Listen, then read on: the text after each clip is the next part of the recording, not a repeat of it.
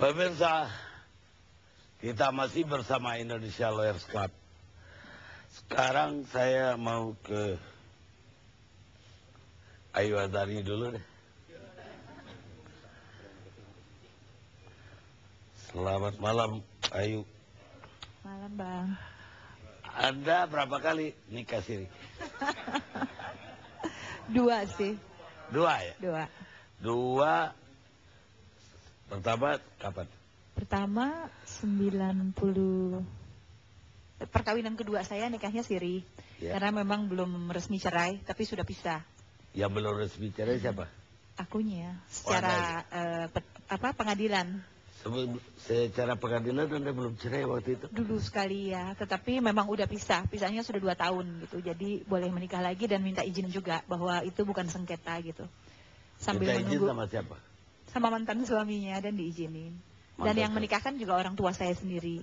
Baik, dan nikahnya memang nikah beneran, memang mau bangun rumah tangga baru. Ada kawin kalau nggak salah dengan orang asing kan? Yang kedua orang asing, dan saya punya anak 3 gitu loh. Makanya waktu itu pernah ada kasus kan bahwa diragukan bahwa anak saya adalah warga negara asing, padahal enggak gitu. Jadi warga negara Indonesia karena memang di luar nikah. Oh, karena di luar nikah. Tapi sebenarnya udah nikah gitu. Ya. Maksudnya nikah secara Islam. Secara Islam, dan itu disaksikan semua keluarga dan kerabat dan semuanya gitu. Berarti dia masuk Islam. Alhamdulillah, masuk Islam dong, kalau nggak invalid kan? Nggak, apa dia udah Islam duluan? Udah masuk Islam dulu, belajar dulu, kemudian baru memenuhi persyaratan, baru dinikahkan oleh orang tua saya kan. Ayah saya almarhum Kiai Haji Abdullah Azhari. Orang mana ya yang kedua? Yang menikahkan keluarga saya. Enggak, yang suami kedua itu orang Finlandia. Finlandia. Kalau orang Turki kan nggak perlu masuk Islam itu. Dia kebetulan mualaf, alhamdulillah. Baik. Dia kan orang asing ya. Anda sendiri ketika itu, handicapnya karena Anda secara negara belum cerai. Iya, tapi udah bisa. Di pengadilan. Karena memang mantan suaminya di luar negeri gitu, lagi sekolah, agak repot. Jadi tidak didaftarkan ketika itu? Belum didaftarkan, akhirnya keburu cerai. Dan ternyata ada benefitnya juga, bahwa pada saat itu perkawinan bangsa yang berbeda, anak yang lahir dari warga negara asing itu adalah bukan orang Indonesia, agak berat juga mengurus izin tinggal, masuk sekolah, dan lain-lain. Jadi waktu itu saya juga ada beneficialnya lah, bahwa dengan status seperti itu ada kebaikan yang didapat. Ada hikmahnya lah. Ada. Tetapi setelah pernikahan kedua juga siri, tetapi diisbat. Yang Ketiga ya? Lupa aku berapa kali ya, Mas? Ketiga, iya ya. Yang ketiga? Astagfirullah. Yang ketiga orang mana? Denmark. Itu kenapa Anda dikasih siri sama dia? Kenapa? Kenapa Anda dikasih siri lagi sama dia? Coba dulu aja. Takut nggak cocok.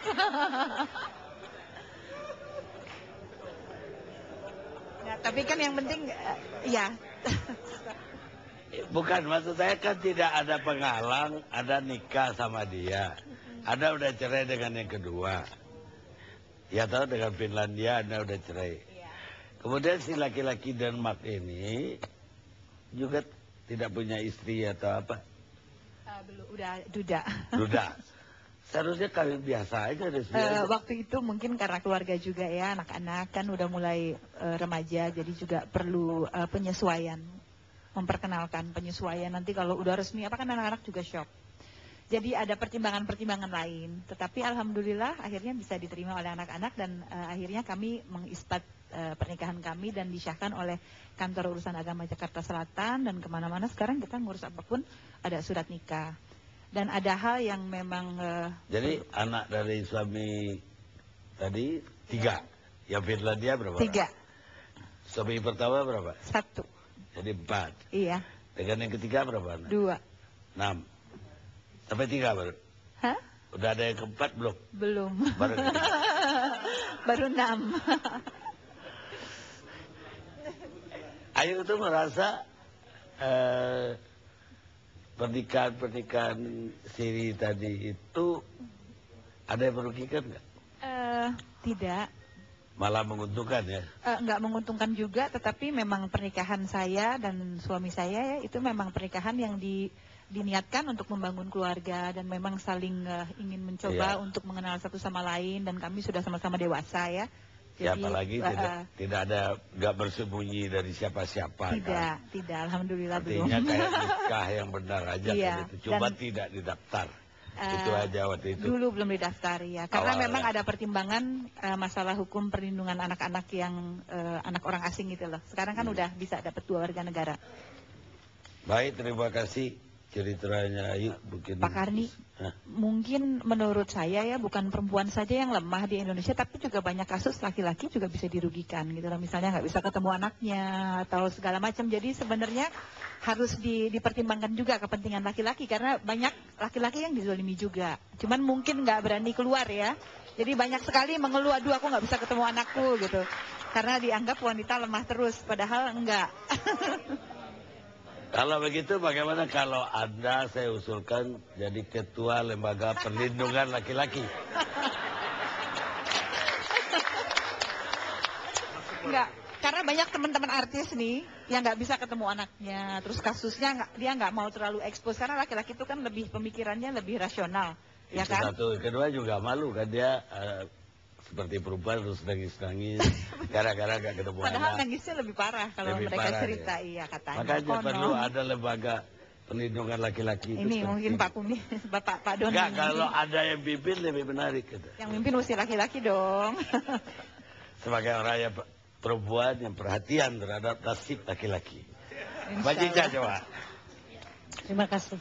Kalau Mbak Cica apa pengalamannya dengan almarhum? Ya Pak, Pengalaman dengan almarhum sebagai istri siri. pengalaman saya banyak sekali Pak. Karena saya menikah dengan beliau, saya betul-betul masih virgin, masih gadis. Belum pernah menikah.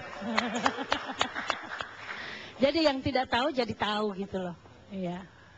Jadi selama beliau hidup atau selama beliau menjadi menteri lah, Iya Pak. itu perkawinan itu tidak terbuka, tidak ada yang Iya, tahu. sangat tersembunyi sekali karena pada saat itu kan Pak Mur masih menjabat sebagai Menteri Sekretaris Negara. Dan ketika pernikahan berlangsung pun hanya ada kedua orang tua saya, kakek saya, saudara-saudara saya, famili saya dari Makassar, kemudian dari pihak Pak Murnya nggak ada. Saksi ada? Ya saksi, itulah keluarga saya Pak. Sebenarnya. Keluarga semua Iya, yang jadi saksi? iya. Tidak ada kerabat dari Pihak laki-laki tidak ada. dari yang netral nggak ada juga? Ada macam ya tangga pembantu saya juga banyak di rumah. Ya termasuk kan pembantu emangnya apa Pak? Ada nggak merasa dirugikan dengan nikah siri itu? Dirugikan setelah saya bercerai dengan almarhum. Iya. Jadi awalnya ketika itu saya setelah berpisah dalam artian pisah tempat ya. Karena pada saat berpisah pun Pak Mur sendiri tidak menceraikan saya. Betapa sulitnya saya mempertemukan anak saya dengan ayahnya gitu loh. Itu. Jadi awalnya dari situ akhirnya saya memutuskan untuk coba saya melakukan upaya hukum agar supaya status anak saya jelas.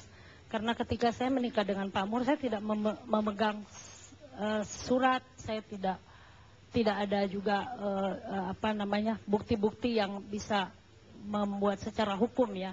Tapi saksi-saksi masih saya ada, keluarga semua gitu.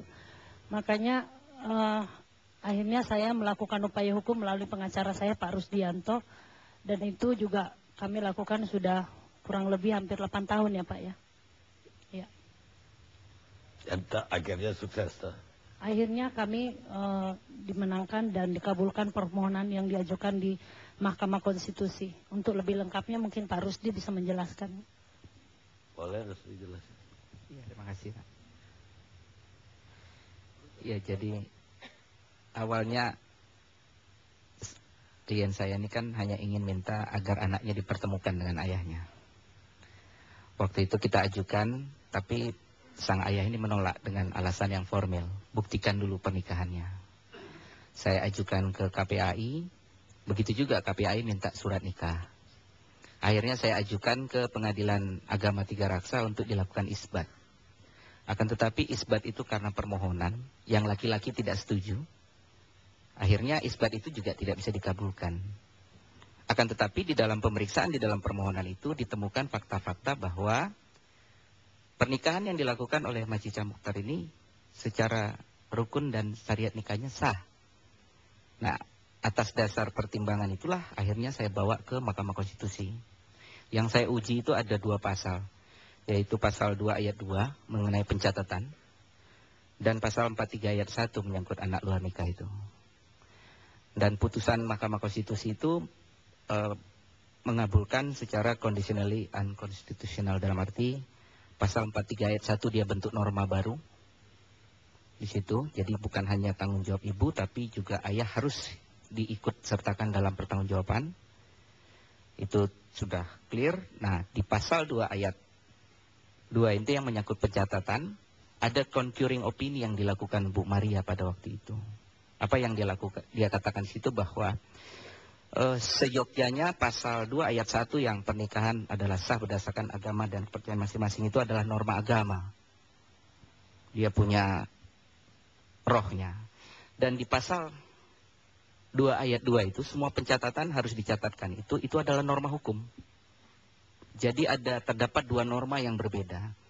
Apa akibatnya adalah di dalam perjalanannya undang-undang pernikahan ini, mereka pasal 2 ayat 1 dan 2 ayat 2 ini saling meredusir.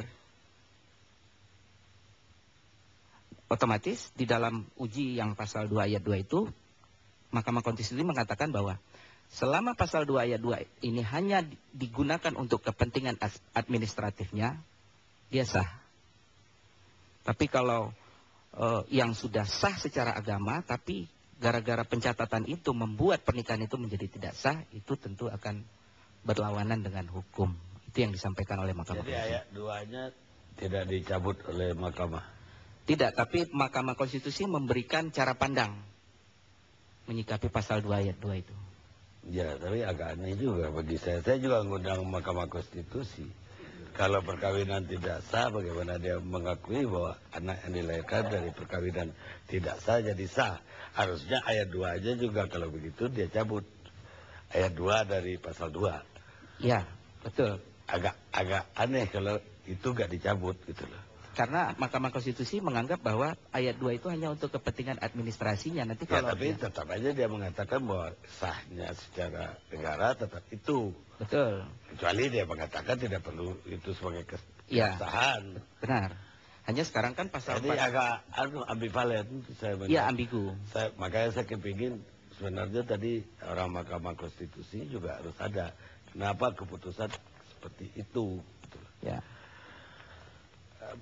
Baik, dari Anda, Bu Ruth. Apa pendapatnya Bu Ruth?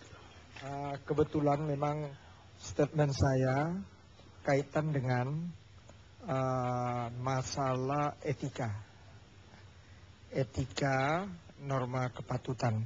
Karena Pak Aceng ini dia sebagai pejabat publik, dia sebagai tokoh di tempatnya. Memang beda seperti Mas Kita Wong Solo, ya. Kalau dia bukan bupati, ini nggak jadi masalah. Karena jujur saya juga mempelajari hukum Islam, nggak ada yang dilanggar, Bang. Jadi waktu statement saya begitu, kawan-kawan pansus di Garut, mereka datang. Saya juga aneh minta ketemu kita, RDPU, padahal itu ranahnya daripada Komisi 2. Jadi memang kawan-kawan pansus pada waktu itu yang di Garut, mereka akhirnya suasana politik di sana jadi panas, ada 2 kelompok pro dan kontra. Saya katakan dia ini mempunyai atasan baik gubernur Jawa Barat dan juga Menteri Dalam Negeri. Tapi pada waktu itu gubernur abu-abu, tapi Menteri Dalam Negeri juga sama dengan saya statementnya kaitan dengan trust, kepercayaan daripada masyarakat. Karena dia tokoh masyarakat. Jadi memang kalau tokoh masyarakat, Kita janganlah berlindung di ajas presumption of innocent. Praduga tak bersalah. Kalau secara umum itu betul. Tetapi kalau kita sebagai tokoh, itu yang namanya, biar dia bupati, dia kena sanksi sosial. Begitu juga ketua umum partai politik. Karena dampaknya. Jadi besok mereka berkoordinasi terus dengan saya. Ya benar, Anda harusnya diapain itu bupati? Kalau saya, memang secara hukum, maaf Bang, kita harus jujur, Pak Aceng tidak salah. Secara jujur. Tetapi, sebagai pejabat publik, sebagai bupati, ini masalah etika. Itu yang saya katakan sanksi sosial. Sebagai melawan peraturan pemerintah tentang PNS atau pejabat publik, Kak? Kita istirahat sejenak. Terima kasih Bang.